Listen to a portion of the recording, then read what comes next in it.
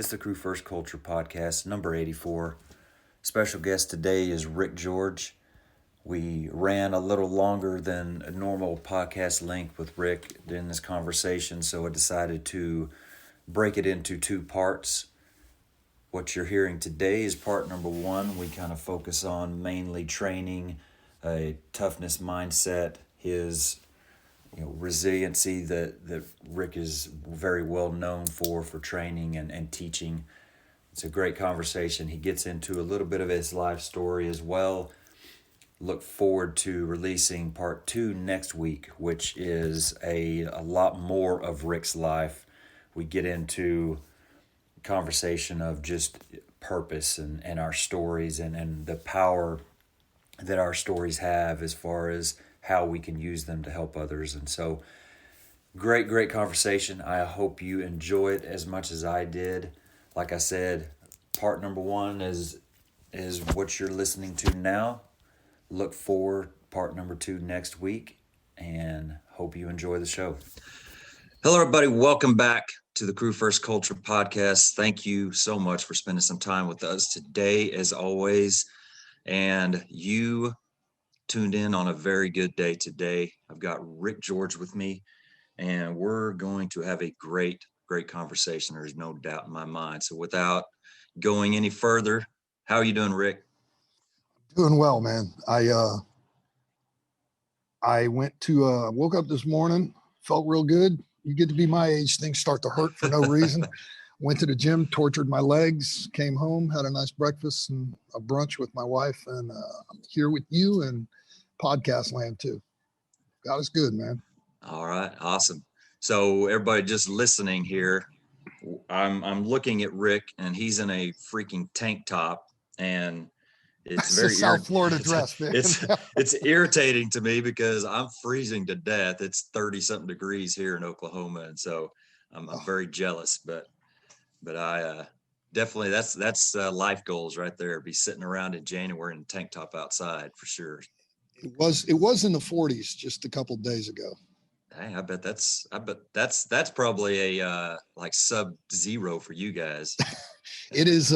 We got a saying in Florida: if you don't like the weather, wait 15 minutes. It's going to change. Yeah, that's pretty much the same here. I'm sure. Well, Ric, I'm truly, like we talked about this a little bit before we push record. I'm really looking forward to this conversation, and at the same time, I don't know what to expect out of this because this might bring up some stuff from me personally that I've not even really talked about, but that's a good thing. And like we talked about earlier, I've really felt a push here lately to dig into some people's stories. There are so many good stories out there, people that have, conquered addictions, conquered injuries and just everything possible. Just great people doing great things. And with the world today, the negativity out there, these are the stories that I want to share more of. And so obviously hearing a few of the podcasts you've been on, you're one of the guys that needs to be, your story needs to be told. And so thank you very much for coming on and just looking forward to it. My pleasure, brother. So before we get started, go ahead and just kind of tell us a little bit about yourself. You can go as big or as little as you want to, and we're just going to go from there.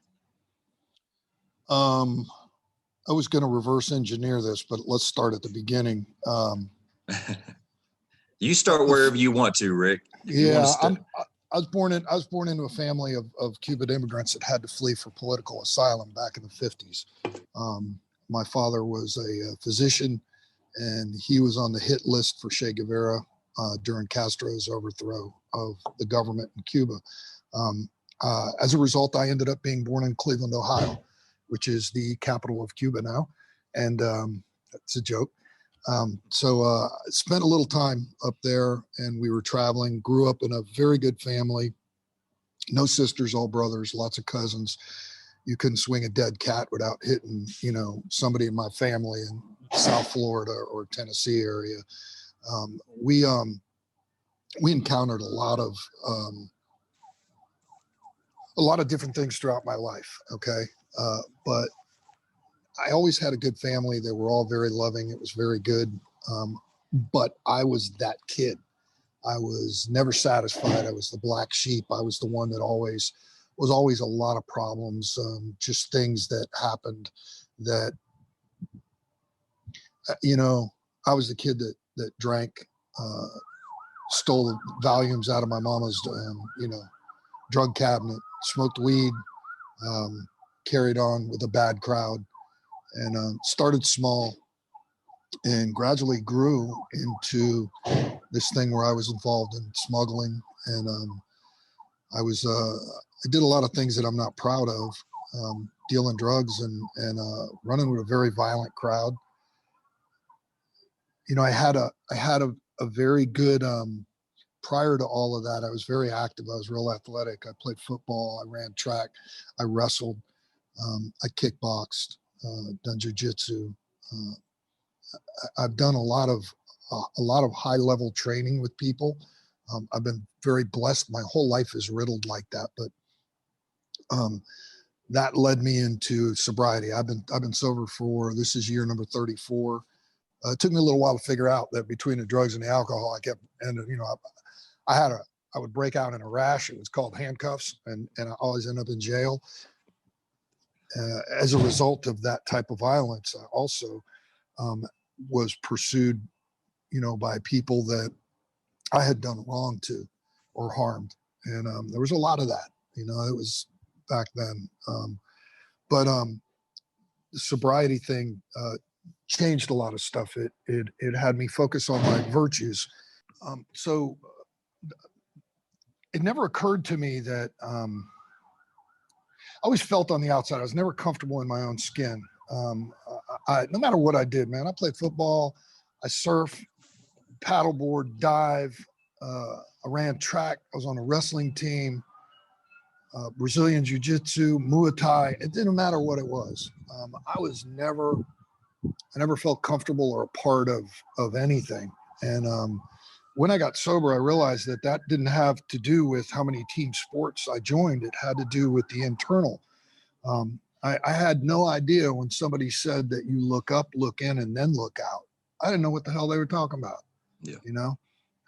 Which began my journey understanding and finding my God. And so that sounds kind of goofy, but that's how it started. My God is Jesus Christ, but some people have a different way of going about things. I don't judge that. Yeah. I was judged pretty hard on my own journey, but my journey brought me to where I am now, and I would not trade that in for nothing.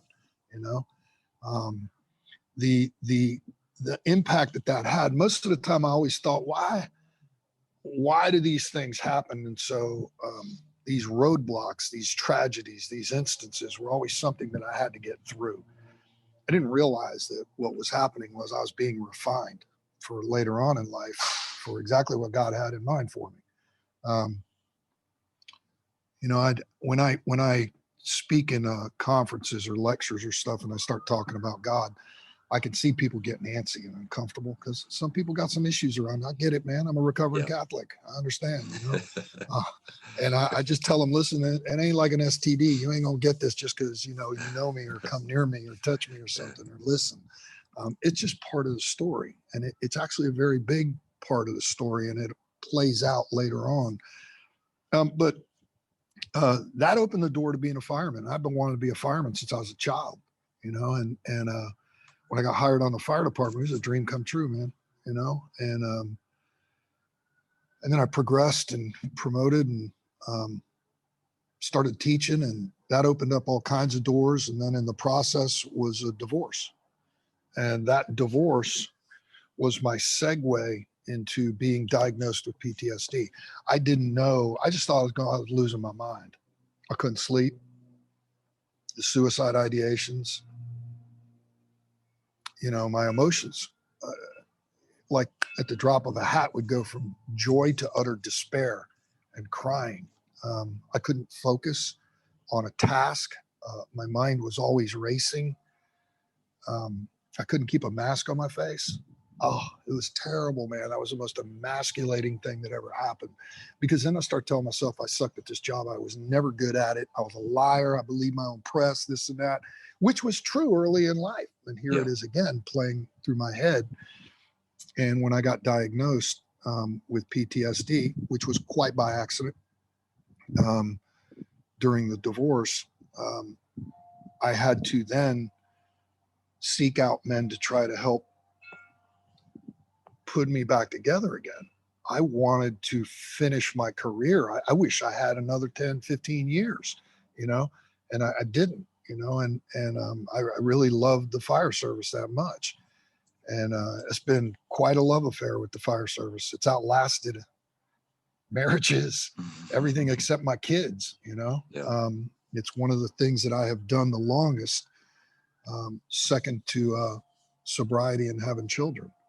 And so when I started seeking these men out, which are military and sports psychologists, and they're famous, they're well known, Grossman and Gavin DeBecker and Andy Morgan, Andy Walsh, doctors and other sports psychologists that are predominant in the field of sports and professional sports and Olympic sports. And that was another clue that I had to look inside this finely tuned piece of machinery here, the 6 inches of real estate between my ears.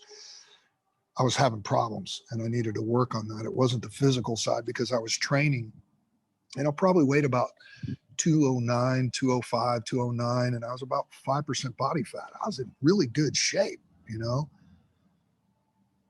but the outsides didn't match the insides. And the insides were just a mess. And these men helped me through that. And I was able to overcome almost everything.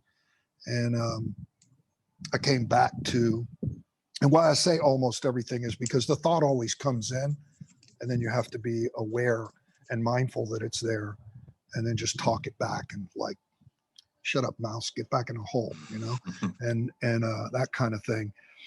But that allowed me to continue on with my career and do very, very well. And as a result of that, there were some things that happened like this class and these interviews and things like that I didn't plan for. Tactical resiliency training, which is my company, we teach and consult. And it was never it's cool, but that was never the idea. That was never the goal. The goal was to just fix myself. And then other people started coming forward and saying, hey, I noticed that you did this, and because you're kind of open about talking about that, and I'm like, yeah, no worries. Let's come on over and we'll train. And that training turned into a bunch of people, and a bunch of people turned into a structured class. And so it was very interesting and completely unexpected.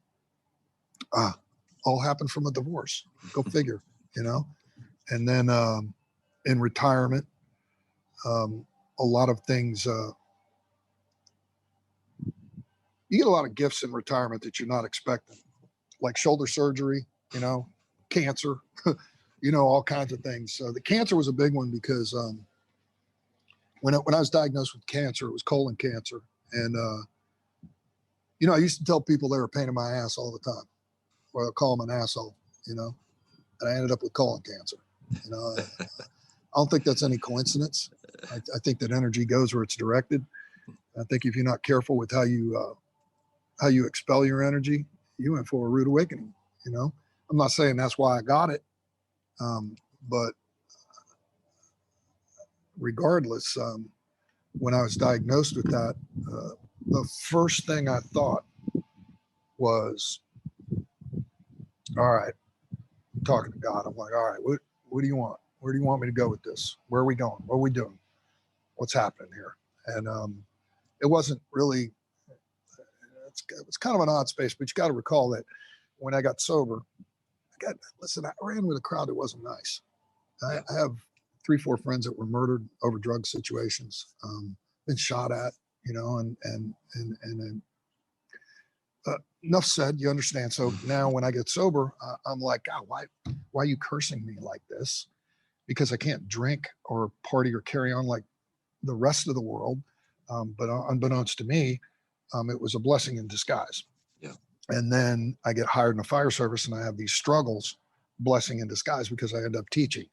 The divorce, blessing in disguise, it exposes me to resilience training.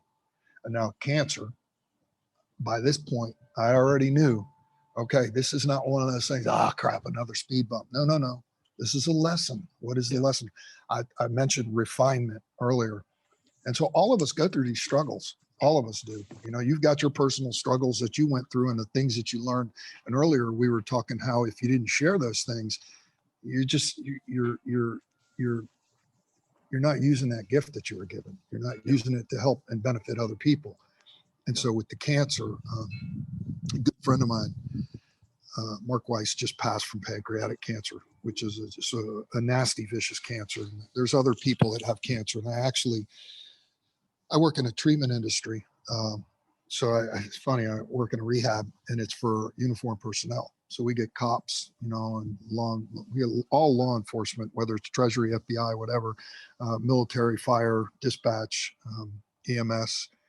And we see a lot of people with cancer and stuff. So I have the opportunity to speak to them from experience on that. I was also able to help support Mark through his death and what he was going through, which, you know, always seems like you fall up short because you want to help more. But I think sometimes the best you can do is just be there for somebody that's struggling like that. And it's hard because you question your own mortality and stuff. But what that does is it opens your eyes to how you're living. So there's multiple directions. When I discovered, and we'll go back to the key word, when I discovered what my purpose was, and I thought my purpose was to be a fireman, but what that purpose is to help others, to be of service. And then when you investigate servant leadership, it's not that your purpose ends when you retire. It just changes direction. Yeah. And so mine has got multiple directions that it goes in. And anybody that's listening that's struggling with those things, it's just a refinement process, man. I'm 62 years old, you know, and it's taken me a long time to get here. And I've been a lot of heartache and a lot of pain and sadness and tragedy, but there's been a great deal of joy and happiness and blessings that far outnumber any of that bad stuff. Yeah. But understanding and having that perspective to be able to get through those things and what you're looking for is really important, because most people think their purpose ends with their job. That's your job. It's not your purpose. The underlying motivator beneath that is what your purpose is. What do you do? I help people. Well, how do you help them? I help them in a number of different ways. I help them with drug addiction, alcohol addiction. I help them recover from PTSD, to manage the emotional roller coaster of cancer and the physical and embodiment of what it's like to try to stay healthy while you're sick, you know, and you get a lot of that, exposed to a lot of that in the fire service. And most guys get sideways. I did. So when I got my divorce and I got diagnosed with PTSD, it wasn't the divorce. It's just that we have circles, right? We have tribes. So I do an analogy of tribes, which is, so my primary tribe is my family, my wife, my children. And then my secondary tribe is my extended family, which is my cousins, my brothers, you know, all the extended family. And then there's social, and that's all my friends in the different categories. Like I got buddies that I surf with, buddies I paddleboard with, buddies I go boating with, you know, buddies I go hiking with, buddies I go hunting with. There's all kinds of guys, you know. And then there's the work tribe, which is your company, your battalion, people you train with, your instructors that you know from around the country and stuff that you teach with. And then there's my church tribe, and the people that I go to Bible class with, and the people that I can trust to share intimately about my journey and finding my God. And there's so you get the concept, right? Yeah. what happens with PTSD is it creates this fear and this panic, this anxiety. It actually, you do feel like you're losing your mind. That's why you start thinking that suicide's a really good option, because you can't shut it off, and you start thinking, well, man, I'm just a drag on people. I gotta just, they would be better off without me. And it's just crazy. It's just crazy because we're somewhere we've never been before. For example, we'll see videos on YouTube or on a number of different channels and stuff, where you'll see firemen doing things and you go, what are they thinking? Well, what the hell were they thinking? Well, they had reached their capacity, right? So their training brought them to a ceiling. And so now what you do is, something tragic happens, but you know what happens? The rest of the fire service learns a solution because of that. And so the training goes on. And now this new training happens and we have a new ceiling, a new understanding, a new level of development, resilience. And it never stops. It goes on through life in general. So when you think, so when that happened with my PTSD, it wasn't the relationship, it was that the breakdown of my family had caused a fracture throughout everything else. Because one, I'm embarrassed. I'm not going to church because, it all started. It's the way that all of this came about. All of those little tribes just kapoom. I couldn't even go to my company. What am I going to tell my boss? I'm going to tell my boss, by the way, I can't keep a mask on my face. I'm completely out of me. He would laugh at me because I was that guy that they depended on, or if he didn't laugh at me, he wouldn't know how to help me. I'm a relatively intelligent man, and I'm a quick study, and I've been blessed with being able to pick things up relatively fast. And there was nothing out there. There was nothing out there. I had to look and seek and develop and whatnot. And so it was very humbling, but it was the breakdown of all of those tribes that left me thinking the whole suicide thing, because I didn't have anybody that I could trust or talk to. And it was about something that not many people knew anything about. I thought the psychologist was full of shit because I'd never been to war, and that's the way I associated PTSD, which we know now is just that's a misnomer.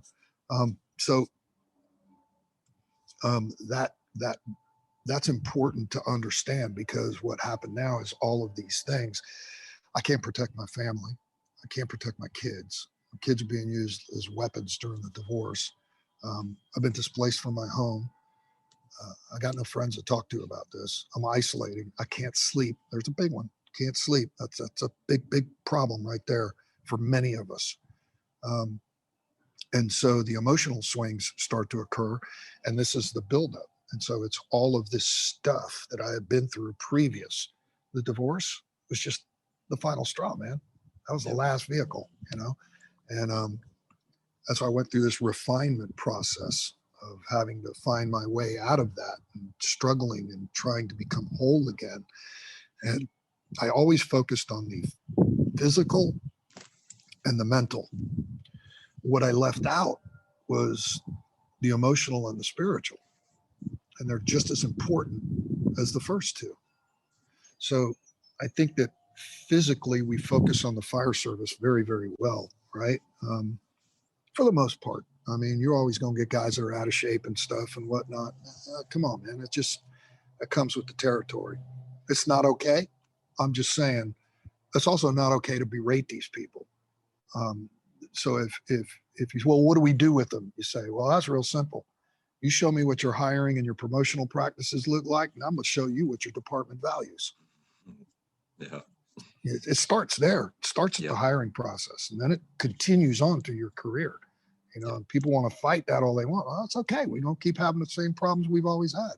So the physical is important, and I trained for it. I mean, I had a big rock at the beach, and it was safe. I had it up in the sand dunes. I picked that thing up, walk out into water about shoulder deep, and I'd take a deep breath, and I would run underwater holding this rock. And then I'd drop it. I'd come up, take a breath, take a second breath, dive down, grab it, and run.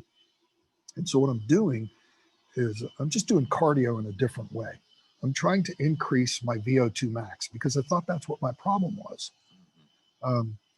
Now, and clearly I'm not thinking well, because she should never do something like that without a buddy. You should always have a buddy, because you get shallow water blackout and you're done, bro. Yeah. What happened to Ric Jorge? I don't know, but he washed up on the beach, and then you can hear the Cuban jokes from there, you know? So, because that's just how the fire service is, man. So the physical side got better, and the mental side I started focusing on, and that started getting better. And what I mean by that is when I learned about breathing techniques, which helps. Breathing helps a number of things. One, when you breathe through your nose, it helps you to increase the pressure within your lungs, and it allows you to greater expand your lungs than if you breathe through your mouth. Breathing through your mouth is designed for a sympathetic nervous system response, okay, or for severe exertion. All of us are going to breathe through our mouth. Our nose just not going to be able to cut it. But the nose, breathing through the nose is the key, because it affects cranial nerves in the head, which in turn affects the physiology, the body, and the thinking. And so, for example, some of them have to do with spatial navigation. What the hell does that mean? That's how we walk. We see shapes, colors, shades, and that's how we walk. Depth perception, your peripheral vision, the ability to be able to decipher things by looking at them. So that being said, when people are blacked out, you can understand why they would freak out or act unusual, because that's our primary sense, right? Yeah. And so then the other ones have to do with the other cranial nerves have to do with communication, and the ability to be able to speak and to be able to formulate your vision, what you're hearing, seeing, and feeling into words, and articulate it in such a way that it's clear. And then it has the emotional aspect of it too, which is the ability to be able to stay calm. Well, when you breathe through your nose and you can expand your lungs to maximum capacity, the parasympathetic receptors at the base of the lungs are affected, which in turn give you that control and that calmness. And so there's more that's involved with nasal breathing. That's just some of the stuff. And so I now I'm starting to understand mentally some of the workings. Okay. But the emotional maturity that I had to deal with was very difficult, because I judge people, and most of my life was based out of fear, and I was always this little dude. I got beat up a lot, so I became a bully. I learned how to fight. I won a couple of fights, and then I didn't stop, and I just kept. I became the very thing that I hated. Yep. And so, learning about my emotions and how to deal with them, how to be able to express love to my children, to my wife, to my brothers, my sisters, my friends. I had to get past the embarrassment or the being uncomfortable doing that, thinking it's not manly. Because that shit was killing me, man. Yeah. That was killing me, And so when I started to learn about that, it opened the door to spiritual development. And spiritual development is probably where everything fell into place.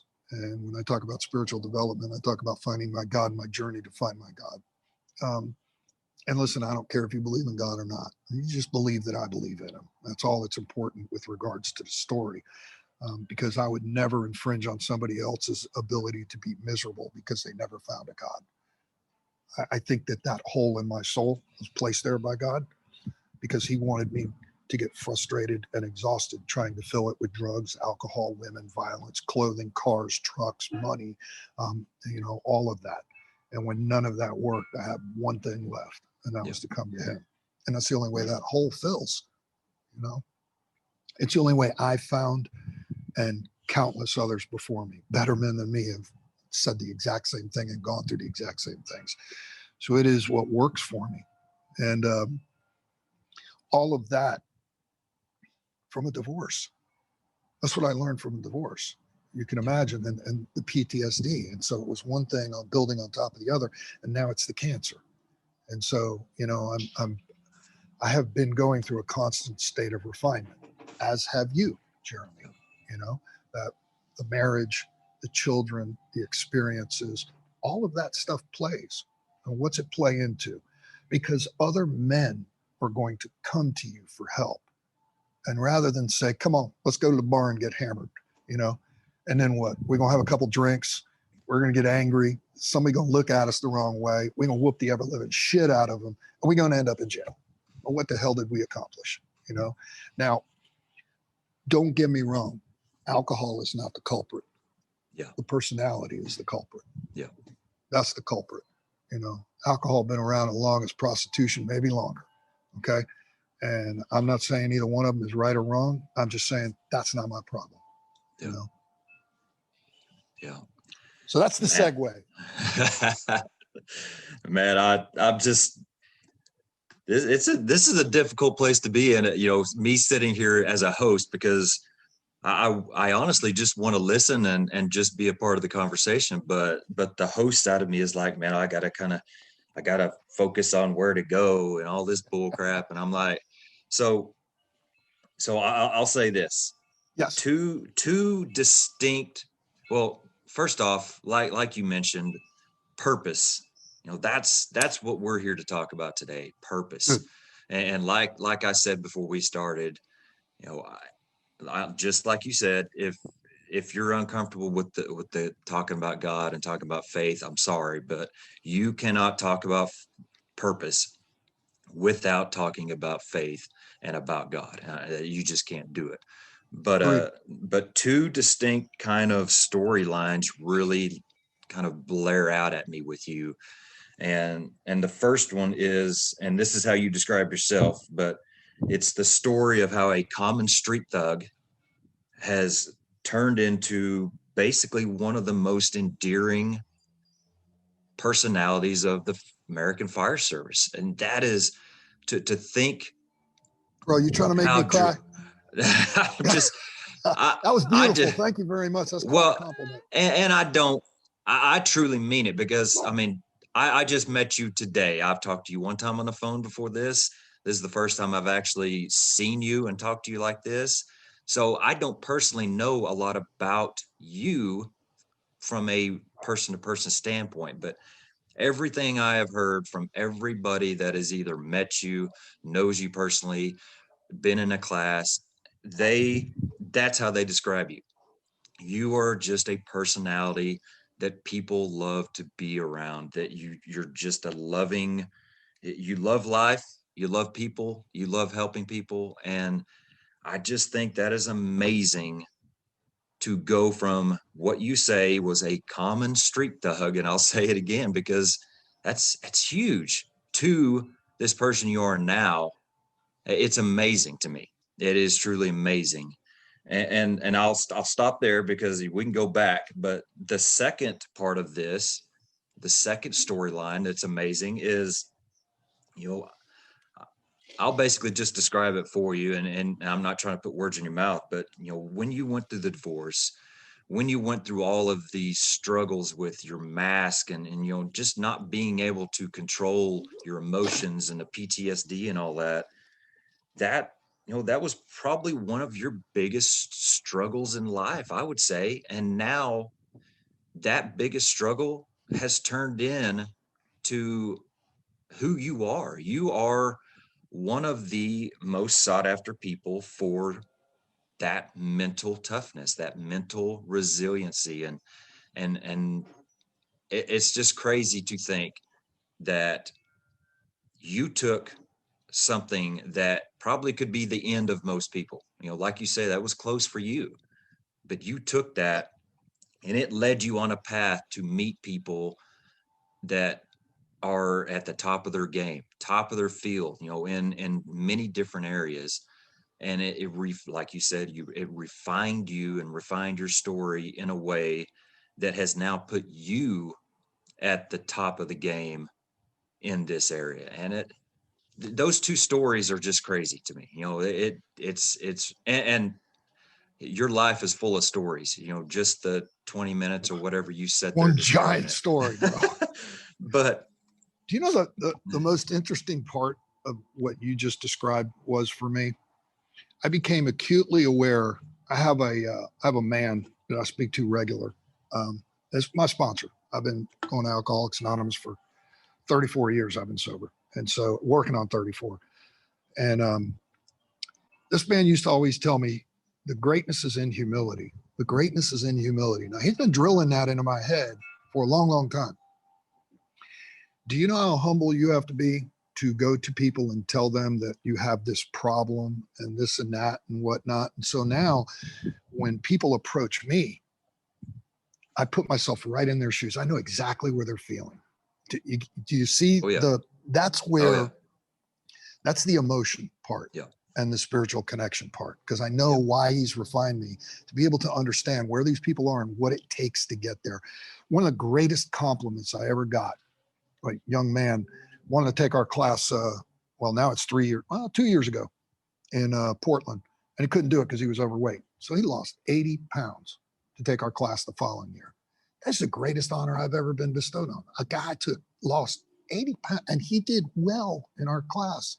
Yeah. He was a rock star, man. The guy got a motor on him, got a heart, but to see the joy on his face, but yeah, the humility was the big part. Learning all those moving pieces and stuff, very important. But delivery is everything. If you don't, you could have the greatest product in the world. You don't deliver well, it ain't gonna move well, And the genuineness of people when they show up in our career tracks like this, it's important, Yeah. And many of these people they don't want to come up and tell you, hey man, I can't keep my mask on. I can't breathe through it, Oh yeah, that tube, that entanglement drill right there, I've been ducking that for 20 years. Yeah. 20 years been ducking this. Got through it successfully. Then he went through it again. Then he did it like 3 or 4 more times during the day just because he couldn't believe he could do it, and how comfortable he was doing it. And it's perspective on everything. Yeah. Yeah. So now I love hearing you say that. The word humility is almost like, I'm trying to think of a way to say it to give it the true weight. It's really, really becoming more and more evident to me, basically day to day. You're looking at the process right now of how important humility is, how huge humility is. And so we will definitely talk about that more. I think there's something to be said about, your story and kind of what I just said earlier about the amazing chain of events and all that. But I think at the base of it, what needs to be said is that there was a victor mindset there. If you had a mindset of if you had a victim mindset, you would have never made it through any of that stuff. It's got to be a foundation of that victor mindset of, I don't care what it is, I'm going to make it through. I don't care what it is, I'm here for something better. I will make this good. And you described it yourself, and it's I love it. Just cancer. You described cancer as a gift. There is something there that is going to come out of that that's good, and that. And that, I have that myself. I know that as crappy as things are, as bad as things seem right now, sooner or later there's going to be something good come from it. You just got to fight. You just got to fight through it and get to that good. And so that's kind of what I wanted to bring out of those stories is, if you don't have that victor mindset, if you play that victim role, man, you're not gonna gain anything from these things. You're gonna go through all these bad times for nothing.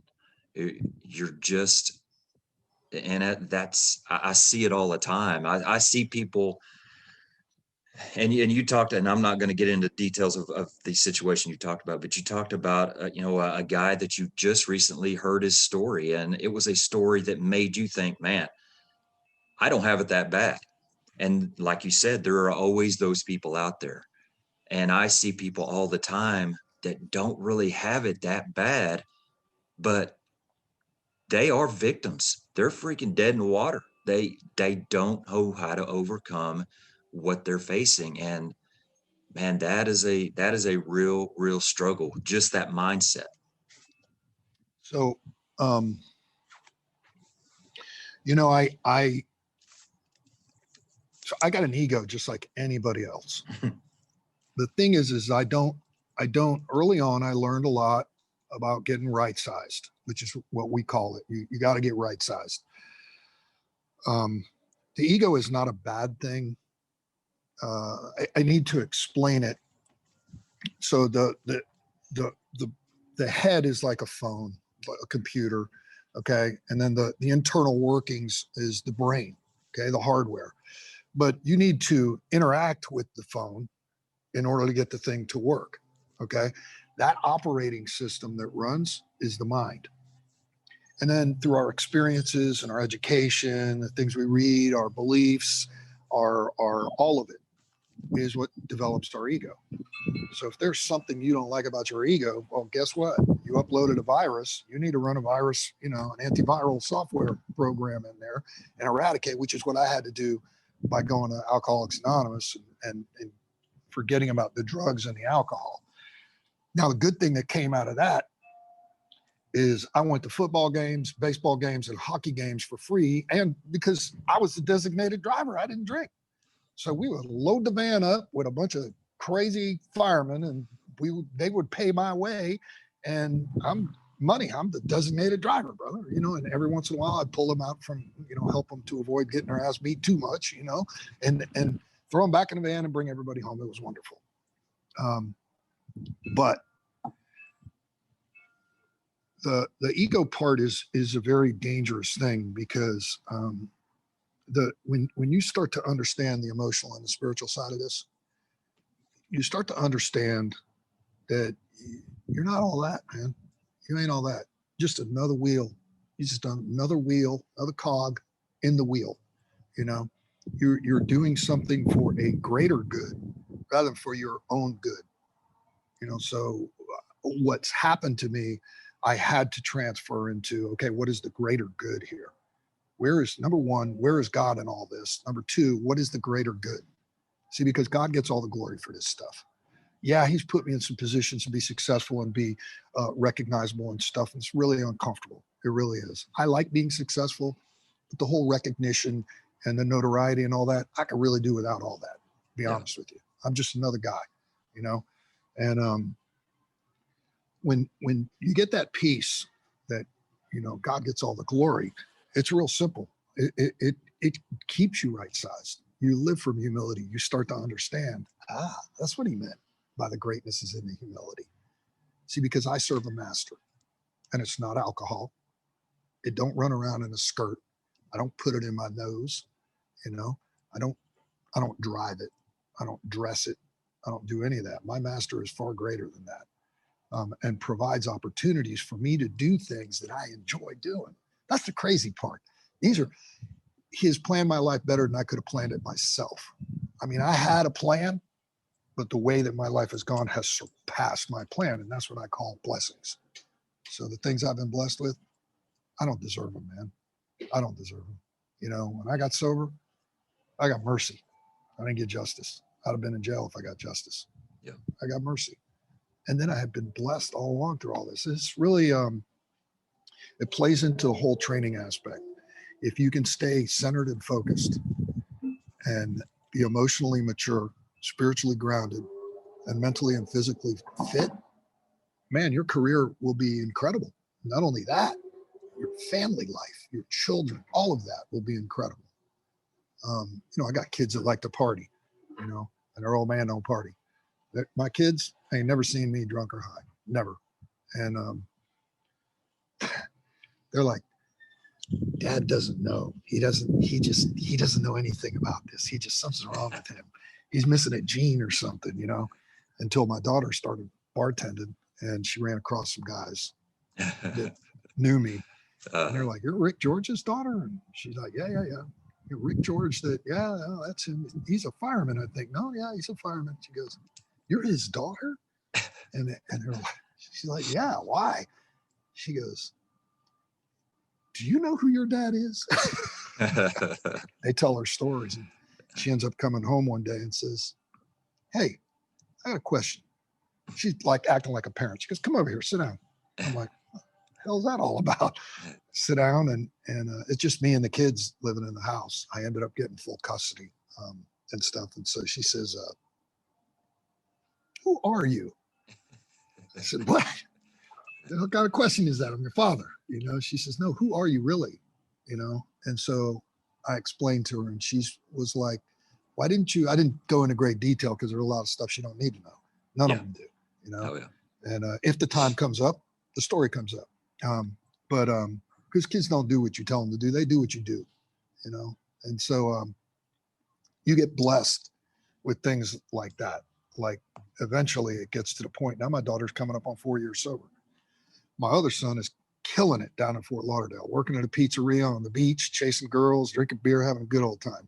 But he's paying his own rent, you know? He's getting to be a little bit older now. So I'm like, hey, what are you doing? He says, what? I got a job. I said, you got a job. You ain't got no career, boy. That's what you going to do. You know, when you 70 years old, flipping pizza, come on, man, unless it's your store, you know? Yeah. But so you give them a little bit of guidance in the way you can, but the humility makes you more approachable as a father, and the fire service makes you more approachable as an officer, as a fellow fireman, as an instructor. You know, the humility allows you to keep learning. You know, I love that saying that we have in the fire service. You know, when you've learned everything there is to learn, it's time to go. Yeah.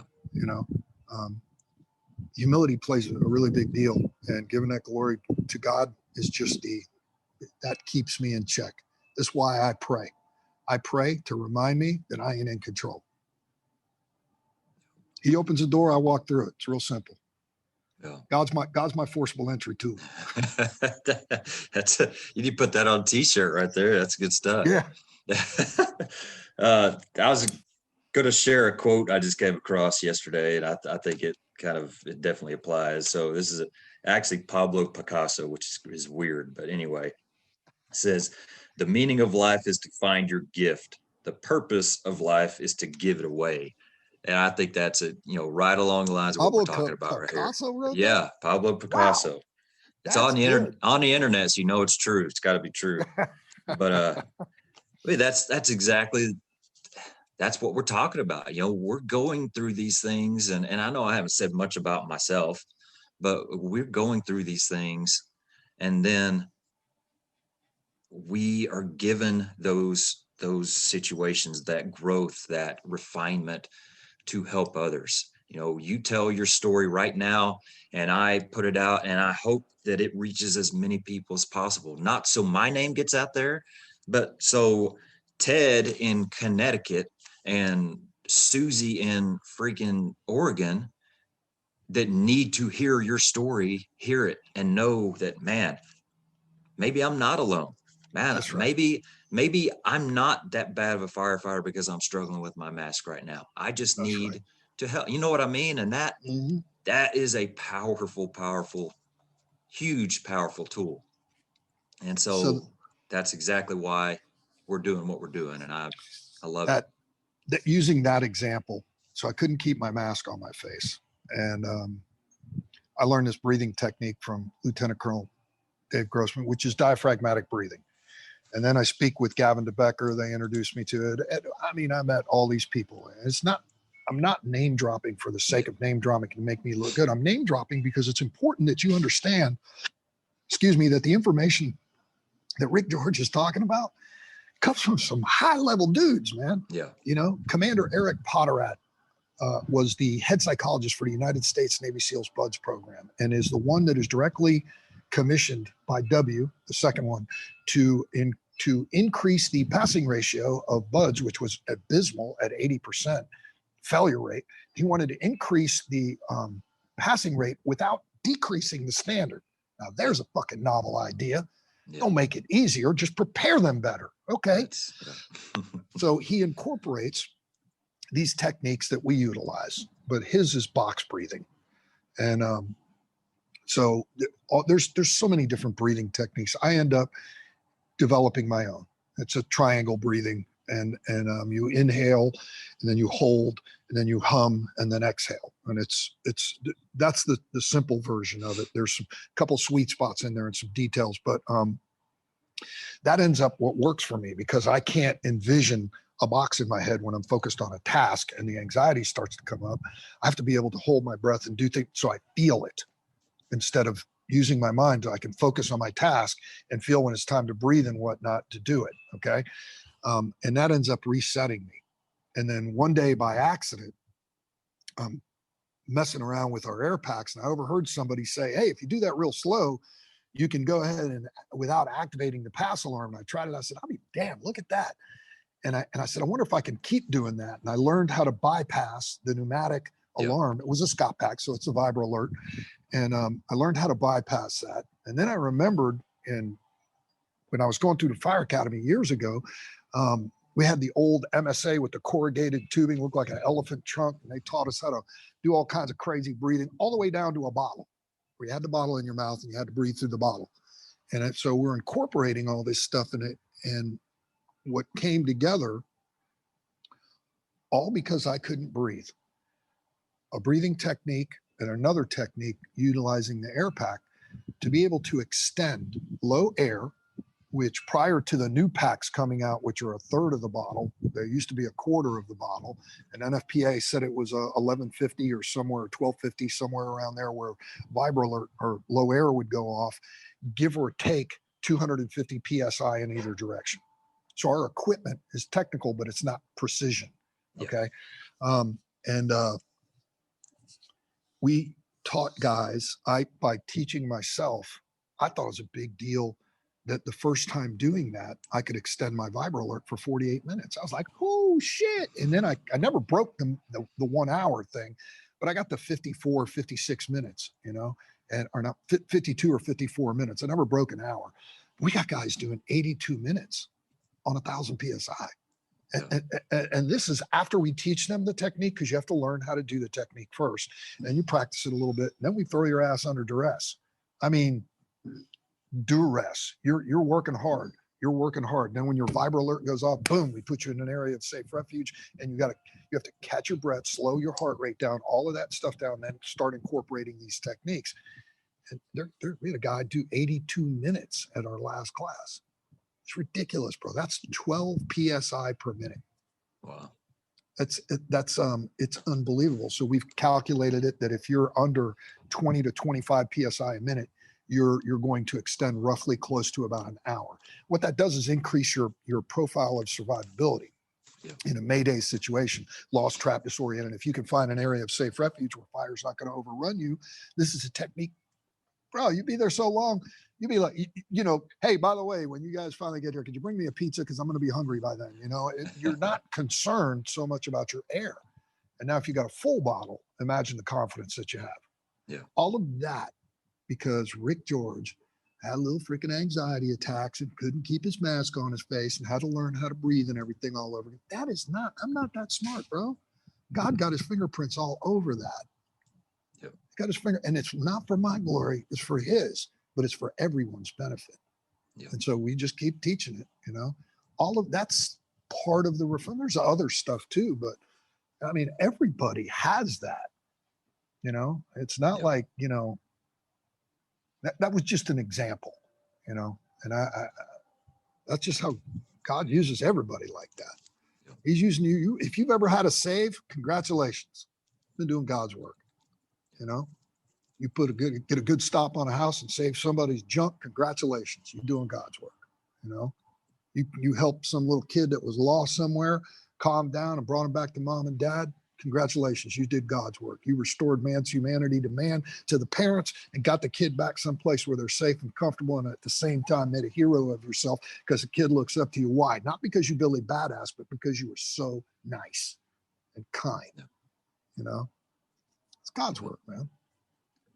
I think that, and I can't speak for everybody, but the more I talk to people and the more people are comfortable talking about it, I hear that everybody has faced this at some point to some level.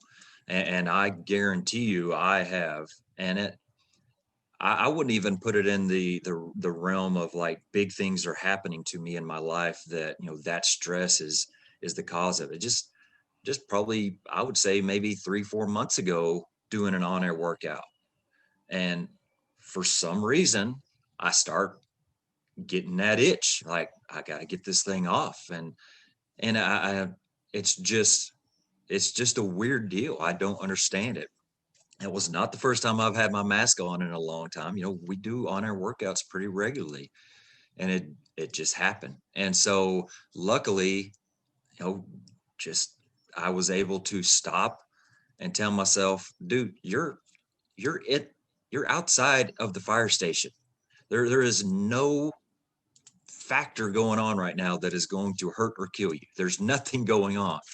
And it just takes me stopping, kind of resetting everything, and then getting back into it. But if you haven't dealt with that, if you haven't been honest and reached out for some of that knowledge and some of that, training, you're not going to be able to deal with it like that way. You're not going to be able to reset. And so we need to be honest, and we need to reach out. I use an example a lot. I use a quote. I don't know who made it, but it's awesome. I heard it somewhere a long, long time ago, and it stuck with me. That storms are not the time to develop foundations. Storms reveal foundations. And so the storm is exactly what you're talking about. You're going to have some kind of an incident that happens that you're going to think, I can't do this anymore. I want to take this off, whatever. And it's going to come out of nowhere. And it's a little unnerving. Like, where the hell did that come from? I've been doing this for 10, 15, 20, 25 years and never had that happen. And now here I am, this happens. It's like, oh God. And that's what I mean by emasculating, when it starts to grow and that animal starts to grow so big that you actually start listening to it. So part of what you understand is that attention and focus is the primary vehicle to challenge. So if my attention is on my situation and the pack feels heavy on me, it's restricting this, and my focus is on my inability to be able to think or to breathe comfortably and to get a full breath, and I can't think, and that's what I'm focused on. I can't breathe proper. I can't. Oh, guess what? You stand a good chance of being called Nostradamus, because whatever you're thinking is what's going to come true. But if you're aware of that and you have prepared prior to the storm by learning how to breathe, to be able to relax and reset, okay? You got to reset. When you do that, think of it as like when you gap set force, okay? When you gap it and then you set your tool in there, the reason for that is so that you can reset your Halligan to force. And that's what you're doing. You're resetting yourself. So you're gapping, okay? That's the training. The set is the training that you did before the training to prepare you for the anxiety, for the breathing, for any of that, okay? That's your reset. And then after you've reset, boom, go through, finish the exercise. But if you haven't prepared prior to that, you have this much chance of surviving that or being successful. Yeah. If you've prepared prior, well, guess what? You stand a pretty damn good chance of surviving this. That's why we train. That's why we prepare for all these crazy different scenarios and everything. Because to be well trained is to be well prepared, and good training creates its own luck, because luck is not a fireground tactic that you want to, lean into for too long. Yeah. You want to create your own luck with good training. You want to set yourself up in right positions. Oh, I'm really good at self-extricating and RIT and all this and that. And guess what? 75% RIT is not to put yourself in a shitty situation to begin with, and be situationally aware of things that are going around you. So if something goes sideways, you've already recognized it and prepared to be able to avoid that. That's 75% of RIT. The other 25 is how to get your stuff out of harm's way when you're in harm's way or going to get somebody else, Yeah. And sometimes that'll happen even when you do everything right. That's just the fire service, man. You do everything right, the outcome's not guaranteed to be successful. Yeah.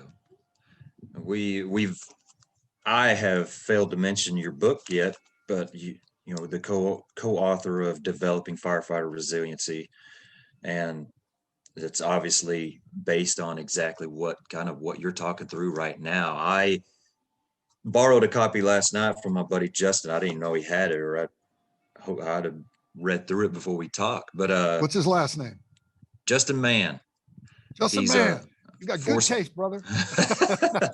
He's a good dude for sure. But I just looking at the cover, obviously the title that I just said, but the little line below it, a success-based training model. And that right there tells you enough. That tells you a lot, because I've been on 18 years, and I know that just in that 18 years, I have seen the negative, the failure-based model, and it does not work. And I know that you preach that as well. But I just love seeing that right there. It makes me want to read it just by seeing that. And so we kind of speak a little bit about learning failure-based does not work. We need to take another approach. So that has got Bob Carpenter's signature all over it. That is his tagline. It's success-based training model. And then if you read the back cover, a lot of that is Bob's writing on the back cover. And I mean, we all help tweak it, but the majority of that body is Bob Carpenter's stuff. So Bobby, there's a lot of misunderstanding when it comes to success-based training. It means people think we don't let them fail. Oh, no. You're going to fail. That's part of learning. That's part of learning, man. The home run king, right? The Sultan of SWAT, Babe Ruth. He was the home run king. He was also the strikeout king. If you don't dare greatly, you don't gain greatly, And so it's okay to fail. That's what training is about. What Bob is talking about and what that tagline means, we will test people and call it training when it's not training, it's testing. If we set you out there to go do some drill, here's a shit sandwich, take a big bite of that because nobody's going to get through this. What the hell are you teaching? What are you learning? So now, hey, you're going to be drilled in company ops, and you're going to be doing fire attack. You guys are going to be doing a defensive attack. You guys are going to be doing search. You guys are going to be taking the top off the building. Everybody's got an assignment. You have 2 weeks to prepare for this. This is the scenario. And then we're going to run it live in 2 weeks. The companies have had the opportunity to train together and practice, okay? Then they show up and they get tested to evaluate to see how well they've done, right? No. That testing is to evaluate how well your training has set in. And that's what success-based training is. Success-based training is preparing you for all of these different things.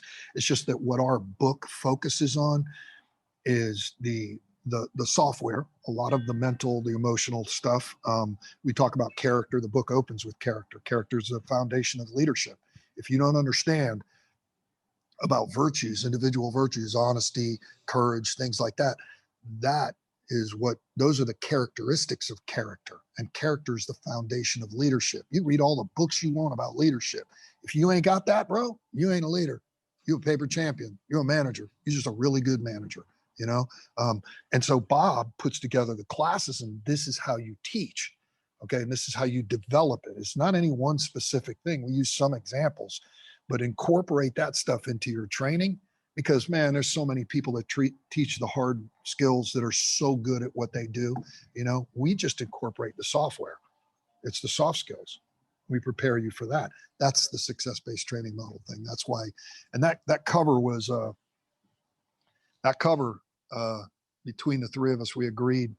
I told him, I said, I'd rather just see a black and white cover. And then Bob was like, well, I don't want to see, if I see fire on the cover of another fire book again, he said, I'm just going to light my head on fire, And so, and Dave agreed, and Dave had the idea of doing these, what if we did resilience pictures, and we all agreed. And so we put individual pictures in there of guys that have been through that type of training and what it kind of looked like. And we did a black and white cover because we kind of like the original, black, white, red, and gold, for the fire service. And, that's how that cover came about. There's some more backstory on that, but there was supposed to be a crayon attached to that so that the fireman could take notes at the end of each chapter. There's a blank page to take notes on.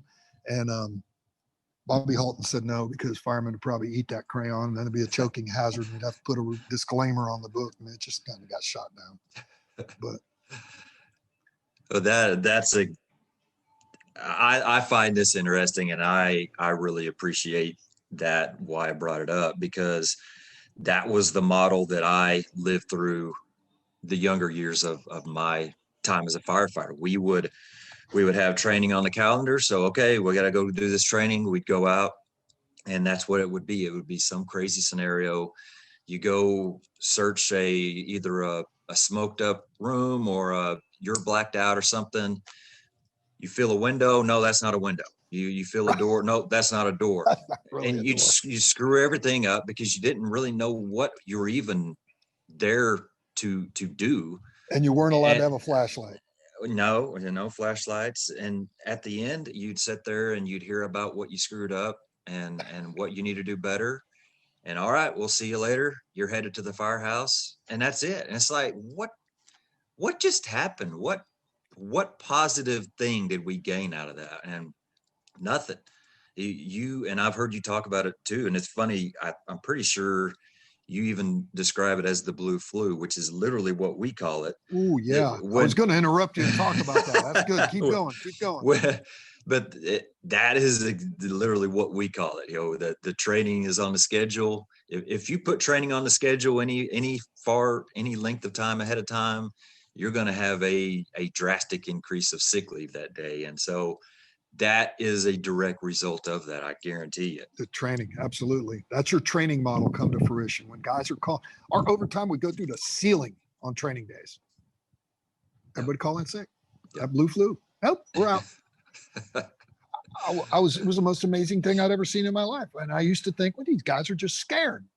Yeah. And then after a few years of going through that, because you're young, and you go ahead, beat on me all you want. You ain't gonna break me. I had that knucklehead mentality. And I didn't know good training from bad training at the time. So I just figured all of it was good. And I couldn't understand why these guys were such pussies. So, but they weren't. They weren't. It was a humiliating experience going through that. Had very little to do with education and retention, And so, we prefer to black the building out and let firemen use their lights and everything else and whatnot. And, if they find a window, I tell them, congratulations, you found a window, but there's no way out because there's been an external collapse and it's blocking that exit. And I'll tell them that about doors and windows and all that. So we want them to identify it. We want them to use flashlights. Everything is in bounds. If we have an entanglement, they get to cut. Now, there are those times where you have to black the fireman out. And all it takes is a simple explanation. Hey, today we're focusing on mass confidence. So what we notice is that the mind has a tendency to run, because when we take vision away, it's the strongest sense. It's the most dominant sense. Sense of smell is the strongest. The most dominant sense is vision. When we take that away, people get a little sideways. So we're here to practice that today. So if you start to get sideways, this is good. This is what we're shooting for, because we want to practice on that and develop a weakness into a strength. That's why we're here. Not to not explain that to people. And then when they go through it, it's humiliating and embarrassing. They feel ashamed, like that shouldn't be happening. But actually, it should be happening if you understand how the body functions. And so training takes on so many different aspects. And sometimes we want to bring 3, 4, 5 points home in one training because that's all we've got. And some genius came up with the idea that all training needs to fit into a 4-hour box. I got news for you. You're a retard, okay? Because, you should be wearing one size underwear too small, and then you'll understand why 4 hours doesn't work for everybody. Everybody's different. Training needs to be fluid. If you can fit it in 2 hours, great. If you got to use 6 hours, so be it. If it's going to be multiple days, okay. The goal of training needs to be done right the first time, and retention is the main thing. And firemen, we're pragmatic. We understand why something is done that way, and we understand how something is put together. You'll get buy-in 100%. We just never prepare our instructors to be able to teach that way. It's always scare the shit out of them, beat them up. That should be good, and it's based off your capability instead of the general capability, And what I mean by that is, what's the goal of the drill? And the goal of the drill You can do search and rescue and use Hollywood smoke, and on the outside just have a little burn barrel just so that they get the smell. Psychologically, that increases heart rates. And if you're monitoring heart rates through Fitbits or polar monitors or whatever it is you're doing, you can see the heart rate increase. That is an arousal level. That's a point where you can look at it and go, okay, our training's already effective. We haven't even started yet.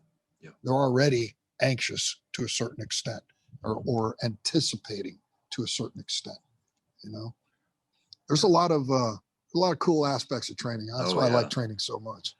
Yeah, and it's funny that you're kind of headed absolutely the direction I was going to bring up next. Is I hear a lot when we have training. You almost have two groups. You have the one group that's like they're digging into any information they can get. If the shift before went through the training that they're going through today, they're freaking getting the details. What'd you guys do? How'd it go? I don't want to hear any of it. Just tell me when it is and let me show up, and because I want to get the most out of it. If I know exactly what what's going to happen and where the victim is and all this, I don't feel like I get anything out of it. But there is a very distinct group of people that are like that. But for me, I think, I just need to know, like you said, what is the purpose of this training? Are we searching this blacked out house because we're working on communication? Are we searching this blacked out house because we're working on RIT? Are we working on our search techniques or drag? What is it? And so I don't feel like that is a cheat, but I feel like that is something to kind of guide us to say, okay, these are the things that we are focusing on working on right now. And so that's kind of a big point that I was about to bring up too. So we have in Palm Beach County, we have a trailer that was designed by a fire chief, and it's a maze, and it's 3 stories. He did a hell of a job on it. Really good job. He's got exit doors where an instructor can actually go in through that door, or they can open it from the inside and get out. If somebody got stuck, somebody panicked, whatever, which is good foresight, right? But if you're anticipating that you have to put 1, 2, 3, 4, 5, 6 exits in your maze, there's something wrong with your training already. Okay, this is where guys are going to freak out. Why in the hell are they freaking out? Why are we letting them freak out? So I was asked, what do you think about this training? And I said, well, I think you're going to have wholesale failure. And a different chief said, why would you say that? And I said, well, when's the last time we taught them the nuances of this? And he said, they're firemen. They should know that already. And I wanted to say something smart ass. And I said, well, you asked, I told you. I think you're going to have wholesale failure. I think that lasted like 2 or 3 days before they stopped. And they said, so I got called back to the principal's office and said, all right, what's your plan? And I said, well, the plan is to get them familiar with it, And they said, how? And so I explained to them, well, we use a process. When a guy comes to our firehouse and he's a little sketched out, they know. So our firehouse became the firehouse because several members in that firehouse were very good at instructing and handling people with problems. And so we would take it upon ourselves. Instead of pointing it out to that person, we would say, yeah, as a company, we want to get better at this. And maybe I'd pull them aside and I go, hey, I kind of struggle with this. So if you could just hang with me a little bit, that'd be a really big help. I appreciate it, brother. And they just look at me like, what? I go, yeah, it's not really my strong suit, See, I take it on me. If I point it out to them, I'm ostracizing them. I'm putting them out on that. They already know they suck at it. They don't need to know that everybody else knows. That's embarrassing. We're already set them up for failure. So to bring them into the fray and make them feel like they're a part of the unit is really important.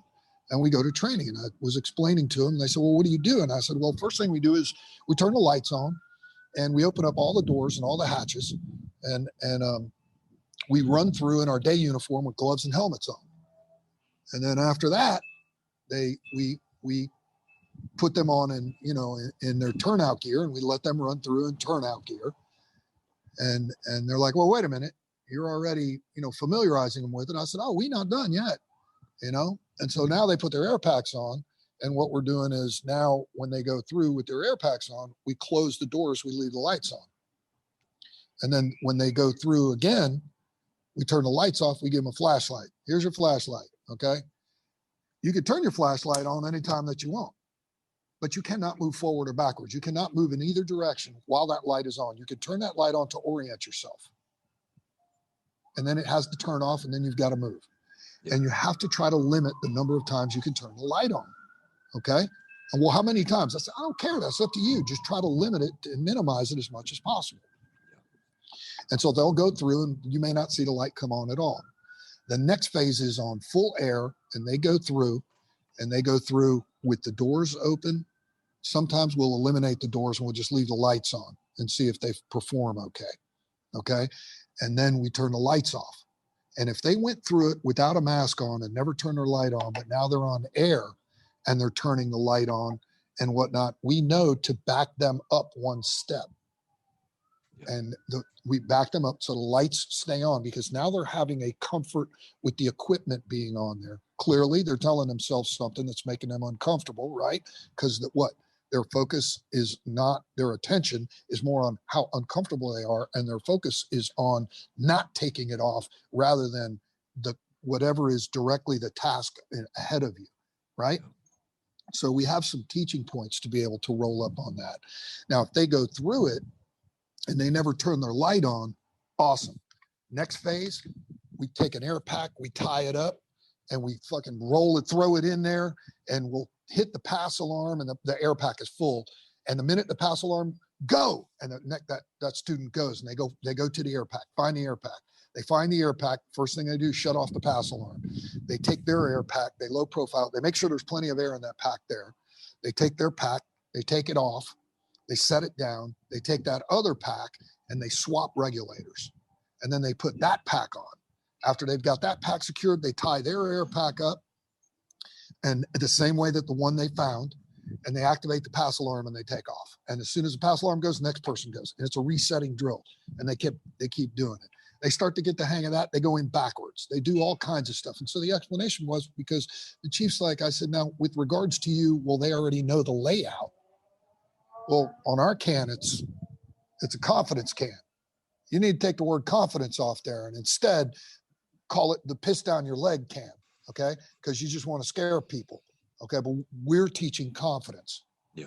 That's what mask confidence is all about. Because I know that when that guy hits a scenario that he's unfamiliar with, he has already been trained for the storm. His foundation is going to show. He's prepared. That's what teaching is. That's what training is, you know? Yeah. So yeah, that's just search. You can do that with anything. You know, we get guys, we have props, exterior props that we prepare them for, you know, for roof ventilation, circular saw, chainsaw, all kinds of different, you know, hand tools, which you'll show them how to use the irons, because the irons will always start, you know, saw won't always start, you know. Blade goes bad, whatever. We don't care about the blade on the axe because we use the flat side, depending. Most of our work is done with the blunt side. So in the roof ops on the flat deck, when the guys are using the circular saw, it's very hard to sense what that feels like. So we get them comfortable, and we let them do it time and time again. We're in their ear all the time. Feel, listen, and feel what that saw feels like when you're hitting the members underneath. Very hard, because man, K-saw is that's the strongest tool we got. That's the most powerful tool we got. And so then we'll light smoke up underneath it, so it starts coming up through the cracks, and it's open, you know, and it kind of obscures their vision. And then after that, the next phase is they put their hoods on, but they put them on backwards so they can't see what they're doing. Yeah. And we let them hold the hood up, set the saw. Once the saw is set, the hood drops, and they've got to cut 8 feet in a line and try to float over the rafters without being able to see. And so now it's body positioning. Now they're listening. Now they're feeling. See, because it's not fear, it's risk. When risk goes up, focus and attention goes up. As long as you know how to direct that focus and attention for the student, they're not going to focus. They're not going to pay attention and focus on the scary part, the anxious part, unless it's grown to such an extent that they need more work. And work is just repetition. And if they can't do that, we back them back down to the other drill. And they get comfortable doing that. And we explain it. We gain confidence, right? So they're already competent because they got the tool in their hand. Now we're developing confidence. And what we're trying to instill is mastery. And that's me and Bob Carpenter go back and forth. He says, competence begets confidence and confidence begets competence. And I'm like, no, you have to be competent before you can develop confidence. Can you develop confidence at the same time that yes, competence, but he has a saying that I love. He says, if you don't know what the words mean, it's all semantics. And so we have these little bouts and stuff. It's cool, but we agree on the mastery portion. And the mastery portion, that's the money shot. That's what we're trying to, for our students to attain through training. Yeah. That's the end goal of all of it. I was about to bring that up. I've heard you talk about the confident mastery in other podcasts, and it's basically, a lot of the times you'll just hear that as crawl, walk, run, basically, and that's right. What it is. Just kind of setting things up in a purposeful. I think that's the key word there. It is set up in a way that's purposeful. It's not just thrown together to test. That's that somebody. Word again, bro. Purpose. I know it just keeps it. But that's and something that I wanted to kind of bring up just personal note. We do a lot of forcible entry stuff with my crew. We've got a door at my station, and it's just fun to use. And so that's where's your station, bro? Give a shout out. Edmond, Oklahoma, station number 3. So it's the Do Work Company. Yes, sir. Yeah. But and I'm digging the hat too, bro. This is that's a Smoothbore Cartel. I'm part of the Smoothbore Cartel. We took a trip down to Houston and did a little bit of training down there, and Kyle was very generous to give us a little bit of gear. So my boy Kyle is quite the accomplished instructor. He is very good. I'm proud of that, man. Yeah, proud of that. He's very knowledgeable dude, that's for sure.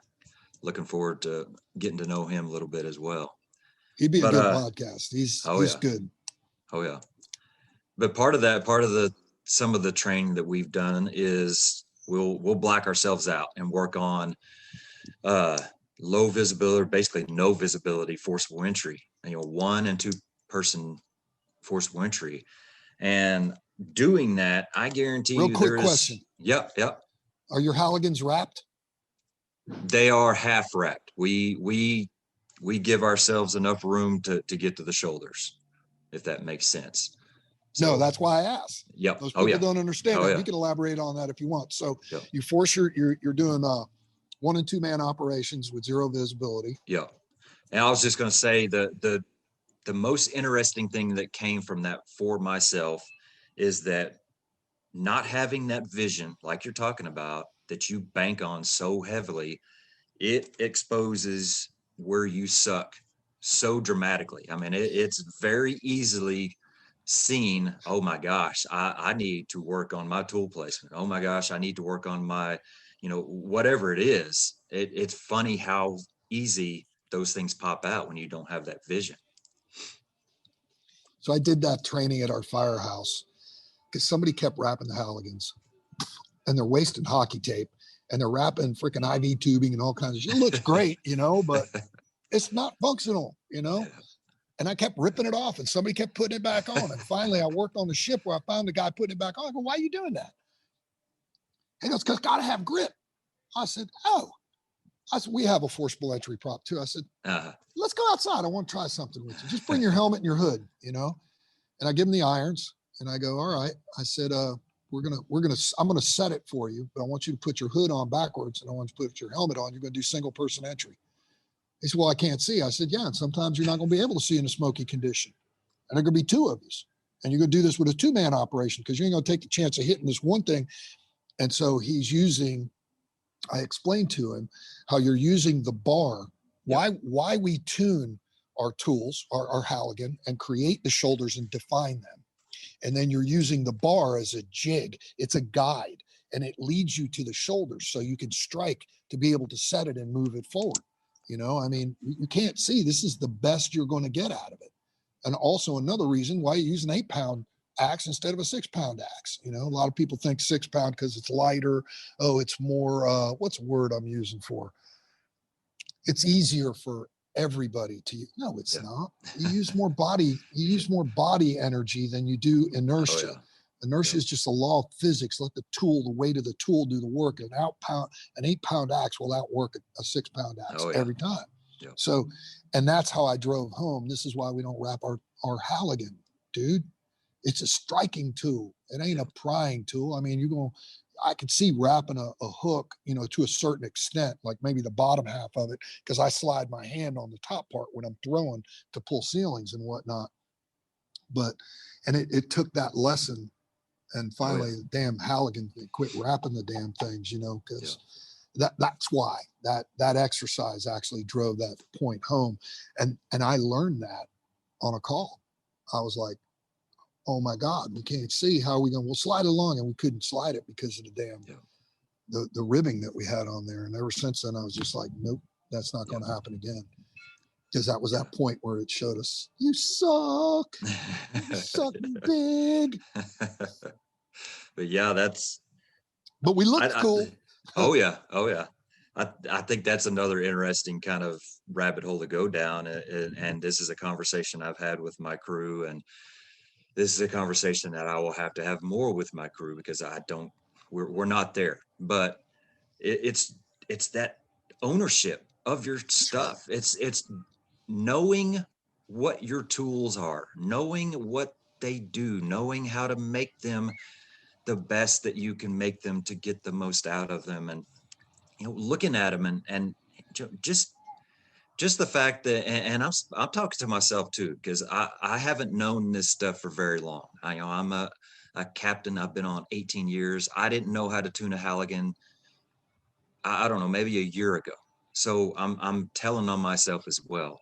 But the amount of firefighters that are expected to use these things and don't know how to tune them, don't know why you would want to tune them. It's sad. And the fact that it's almost like we don't care, you know.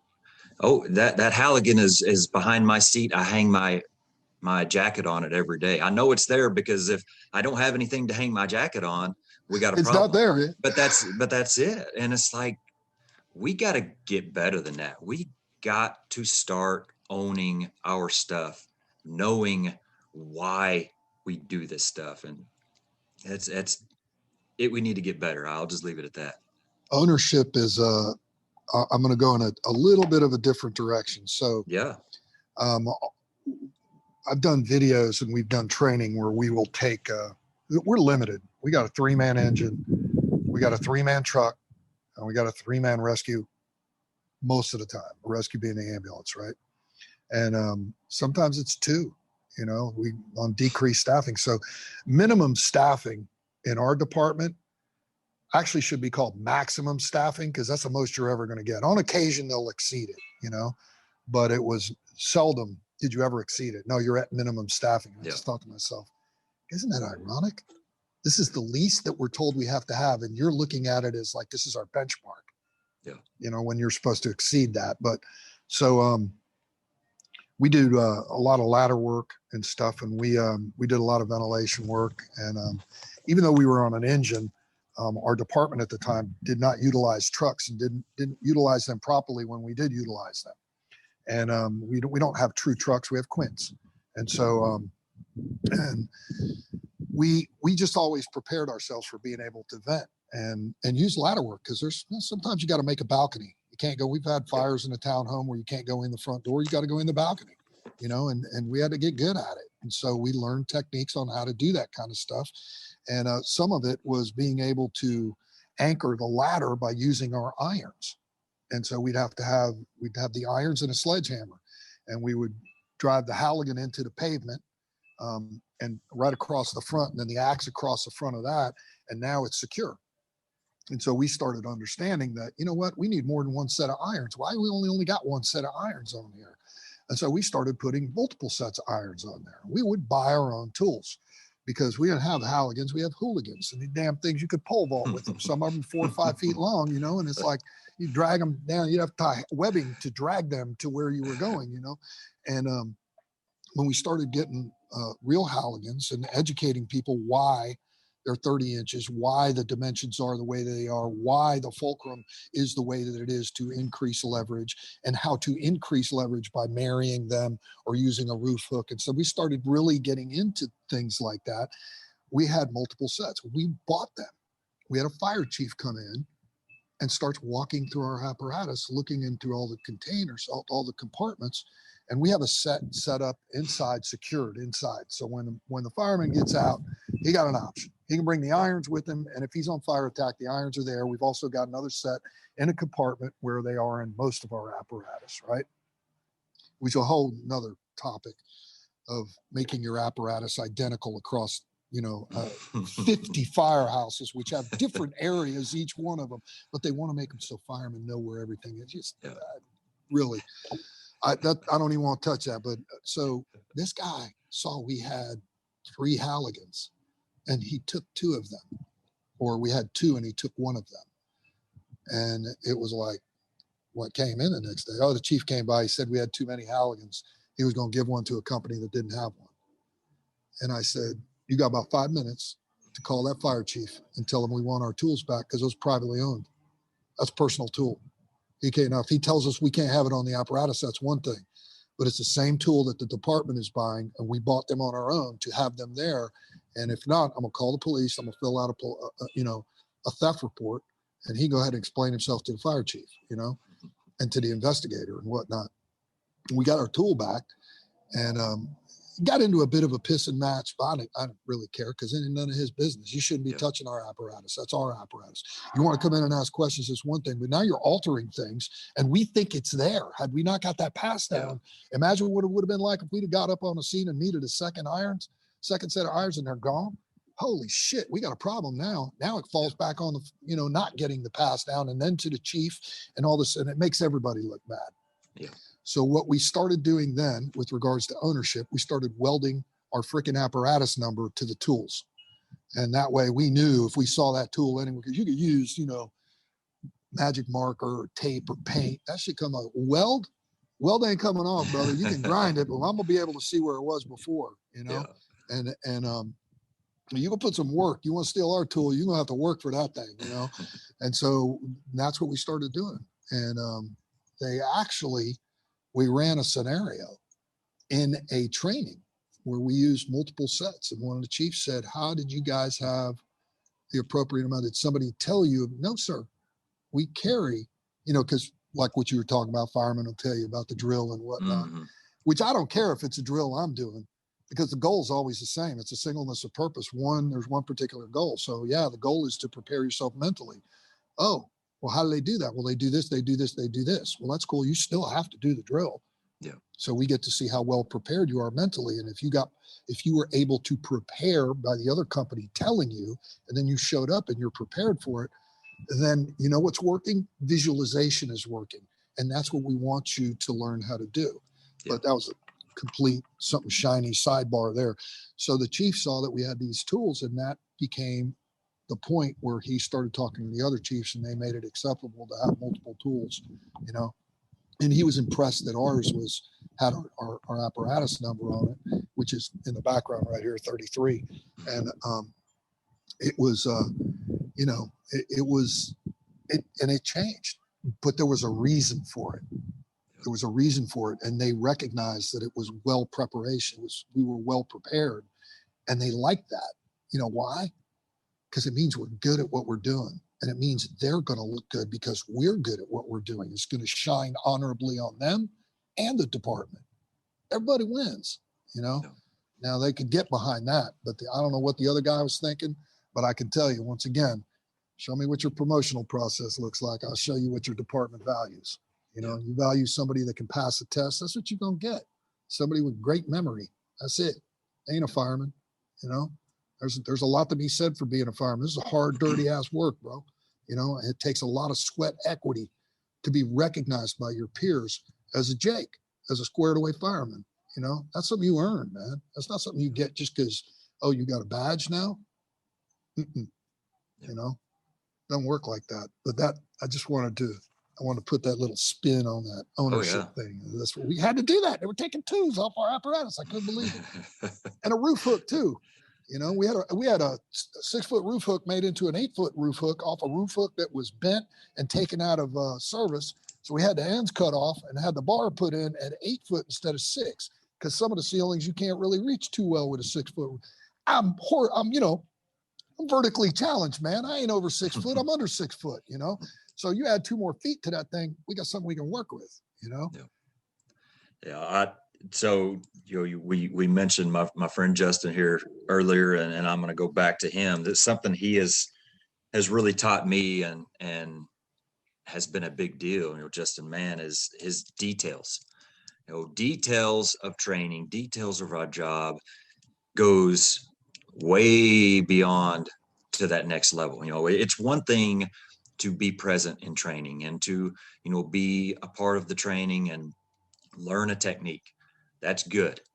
But to truly get into it and learn, like, just the examples that we're talking about, learn, okay, these shoulders are squared off on the Halligan for the reason in case you need to use them in a very tight space, or if you need to use them because you can't see, and it will help you get through this door. Okay, well, that's good information. That helps me learn that. But that's like a whole nother level of truly getting into our job, knowing not only just the surface level of how to do these things, but really digging in and saying, this is why we're doing it. Okay, well, what if we do it this way, and because of this, and think about, just the mental, I don't know, I keep saying it, but that next level of truly digging into those weeds, man, that's been a really cool thing for me to kind of start thinking about. That is Colin Powell has a quote that I love. He says, good leaders can see around the corner. And that's what you're talking about, being able to see around the corner. Justin's right, man. The devil's in the details. If you look at something and go, okay, we train. Listen, I got news for everybody out there. You're not paid for what you do. You're paid for what you may have to do, and you have to be prepared for every type of scenario. So if you approach it from that perspective and you become a student of your craft, it just makes it so much more enjoyable, so much more pleasurable. And the opportunity to share that with others is just, there's a very cool feeling. It's called dopamine and anandamide are the hormones that are released when you are happy. And it's very satisfying to empower a brother or a sister with a tool, a technique, a thought, or combining all of those into something that will help make them be successful. That you had the opportunity to do that with somebody, to empower them with that. It just resonates. It feels good, and that's the mark of a good leader. It's a mark of a good instructor. And those are things that we should be striving. And we've lost our way in some of that. And I think that I think it's just part of the modern fire service. It's one of those things. I mean, we're a microcosm of our society. Just look at our society, where right is wrong and wrong is right. It doesn't make sense, right? And this, what we're talking about is, that ignorance is no excuse, but the inability of me able to point it out is inexcusable. If I'm in that position, I mean, we should all be in that position. Like, whose job is it to do a 360 on fire? Everybody's. It's ongoing. It never stops. Yes, the initial 360 has to be done by the IC or whoever's in charge, because they have to get the greater picture. But you are the eyes and ears. Every fireman is the eyes and ears to incident command, and you're in constant size up. So if smoke conditions change in a particular area, you may have knocked the fire down on the first floor, and you're going, yeah, fire's under control. And the chief's on the outside seeing it coming through the roof. He's going, yeah, everybody out. you know, this thing's gonna fall in or whatever.